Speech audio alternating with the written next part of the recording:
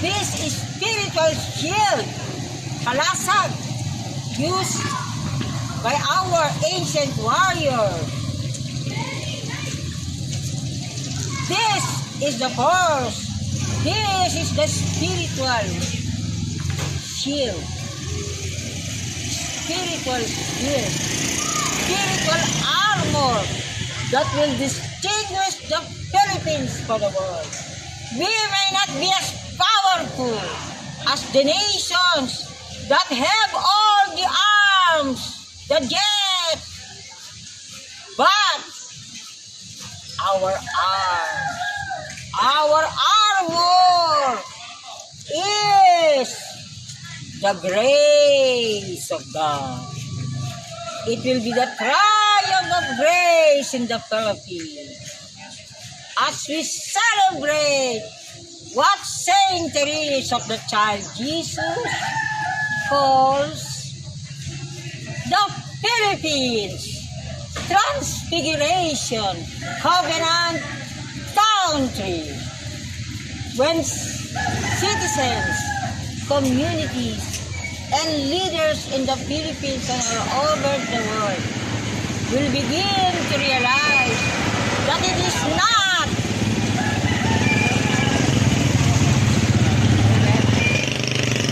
the tank, it is not the rockets, it is not what these powerful nations of the world are using. That will determine the direction of our future, and above all, that will solve the problems of the world. We are at a crossroads of the history. It's either we make it or we break it. But because of this Katipunan national artist Napoleon created, Katipunan eternal flame, I brought to Luzon, Visayas, in Mindanao in 1997 and stayed in the Katipunan Covenant Cave there, where the Katipuneros made the April 1895 Holy Pilgrimage Covenant for freedom with honor and order. That is why I really thank Secretary Eduardo M. Año when he was still the Secretary of the Department of the Interior and Local Government. When he personally gifted him the heroism. This heroism of our race, beginning today, will not be associated with the usual arms race, the race of the superpowers, but it is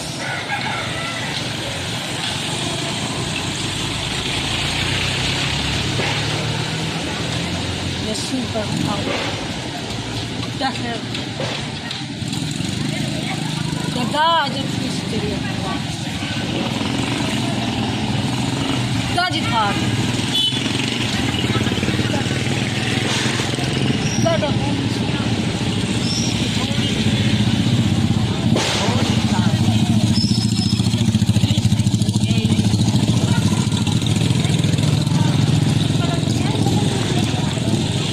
So this is the spiritual spirit. I really thank Secretary Eduardo M. Año for this gift. Because from the Department of the Interior and Local Government, destiny decreed that Secretary Eduardo M. Año will be assigned by our beloved President Ferdinand Romualdez Marcos Jr. to be the new Secretary of the national security.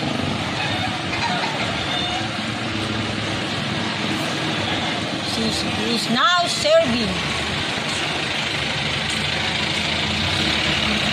the national security office of the Philippines. With this gift, this is spiritual gift, and the spiritual infrastructure, the spiritual shield, the President of the Philippine Republic for the world, Ferdinand Romualdez Marcos Jr. announced a new logo for the Philippines. The new Philippines, ang bagong Pilipinas.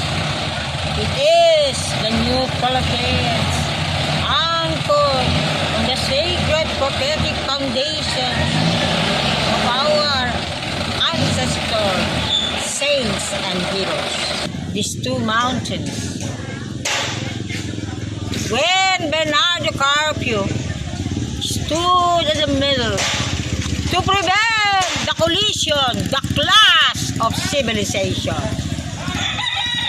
For me, this proves, these images, this is the picture, this is the image of the sacred prophetic Philippines, preventing the disaster, the collision of civilizations fighting, competing to dominate the world.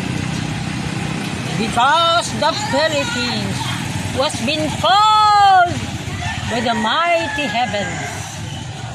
Philippines, through no merit of our own, has been called to take care of the world.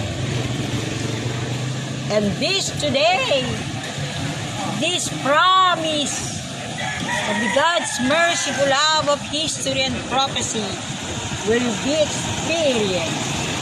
The graces will flow to every land, to every mountain, to every sea.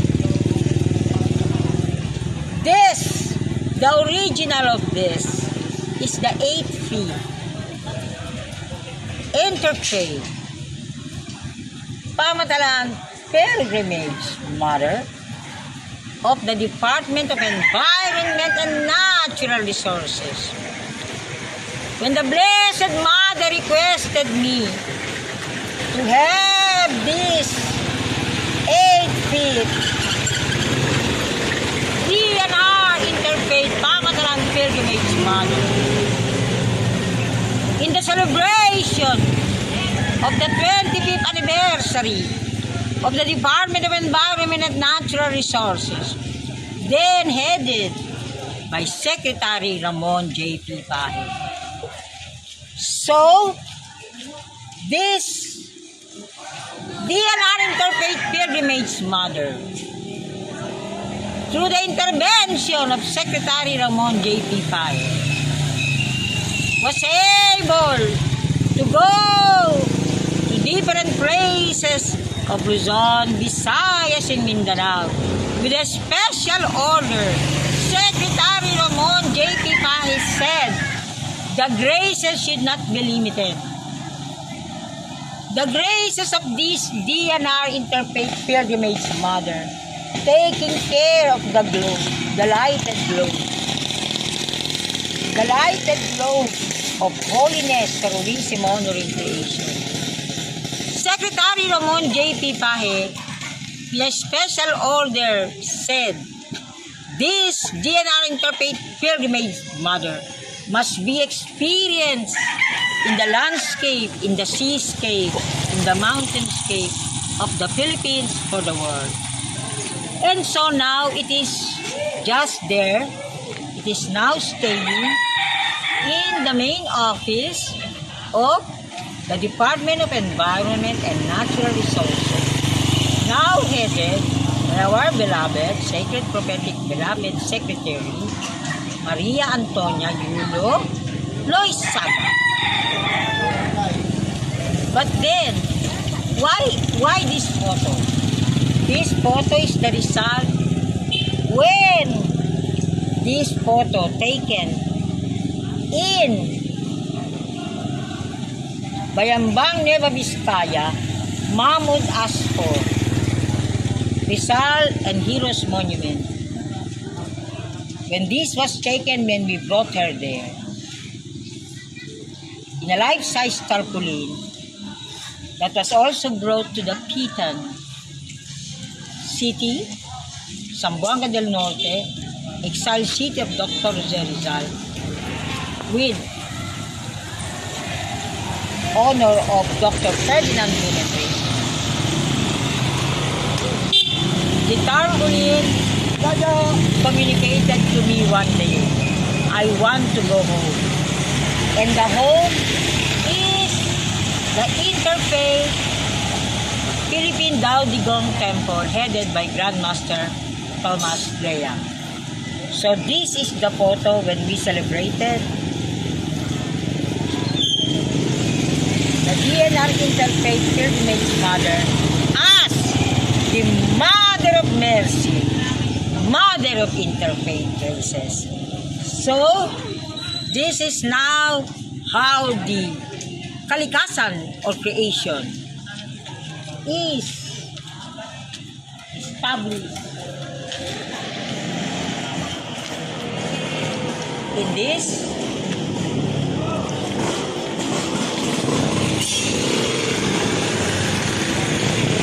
third pillar, spiritual shield. So, the armor, the spiritual power, as I keep repeating, will no longer be. The super tanks, the rockets, spaceships, the battle of nations, arms race, but it will be in the triumph of grace, in the care of the globe, in the hands of the Mother of Mercy, Mother of Interfaith Race. So, kalikasan of creation. We all have this, the spiritual infrastructure. The spiritual infrastructure that will determine and define and distinguish the Marcos presidency, the sacred prophetic presidency of His Excellency Ferdinand Romualdez Marcos. And so,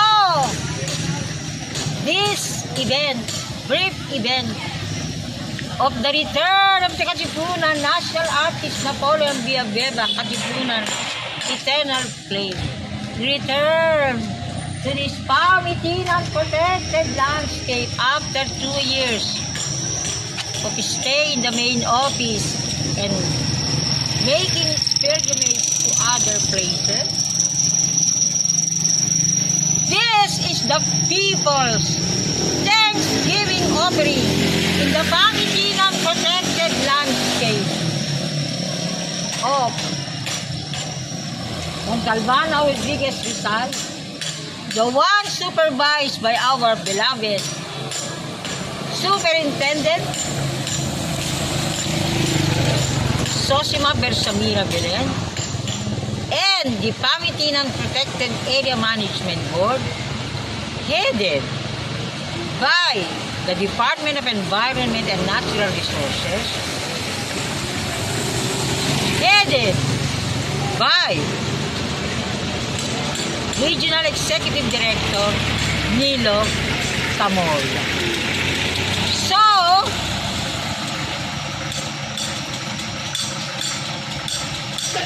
I pay tribute to all those who will listen to the call of Saint Teresa of the Child Jesus, our sacred ancestors and heroes, and the Mother of Mercy, Mother of Interfaith Graces. The call of centuries of the child Jesus. For the August to October 2023 celebration of the Philippines pilgrimage covenant country. And we can fulfill this if nations, if all in the Philippines and the nations of the world will help us campaign to declare this Pamitinan protected landscape of Montalban, now Rodriguez Rizal, as a World Heritage Site of the United Nations Educational, Scientific, Cultural Organization. And now, as a tribute to all who will listen to our call, and above all, who will offer sacrifices and prayers, so that the state of the nation address will truly be experienced as sacred profession. May I offer this song, honored and nurtured by the Rosario La Union, Kapatiran, Kamaman Kainainan, headed by Inang Carmen Madlangbayan, who this group has the grotto of the Sacred Heart of Jesus with the new world. Bayan ko, lupang tinubuan, meron ng silang. Ganda mo, di mapapantayan, ilaw ka ng kalit.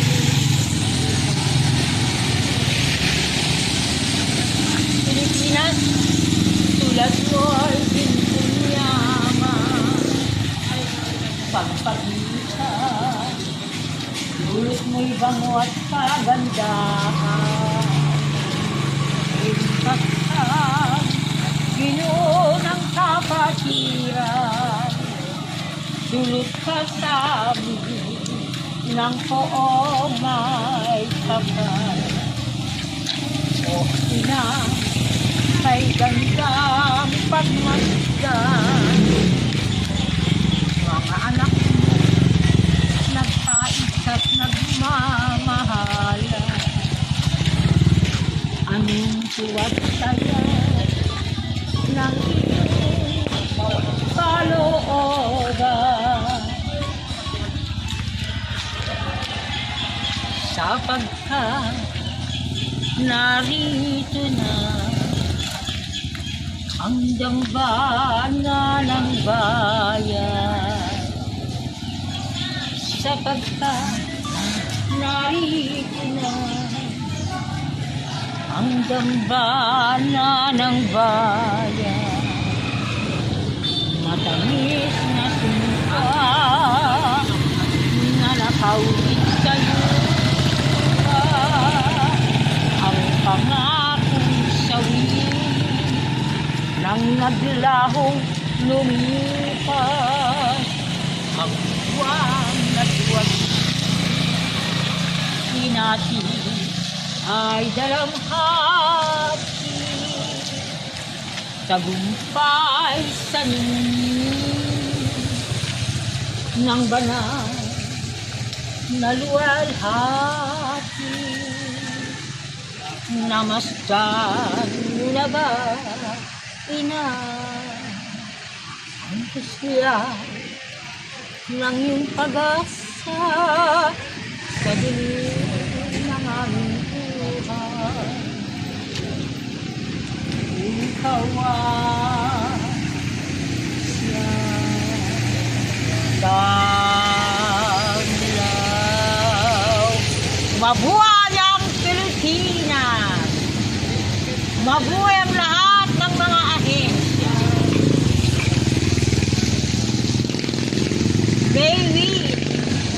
celebrate all the sacred prophetic cabinet members of the Marcos Duterte administration. This is also Thanksgiving tribute that the God of history and prophecy, with the desire of the God of history and prophecy, to make this Katipunan protected area landscape to be the spiritual infrastructure of the Marcos Duterte sacred prophetic administration. Amen.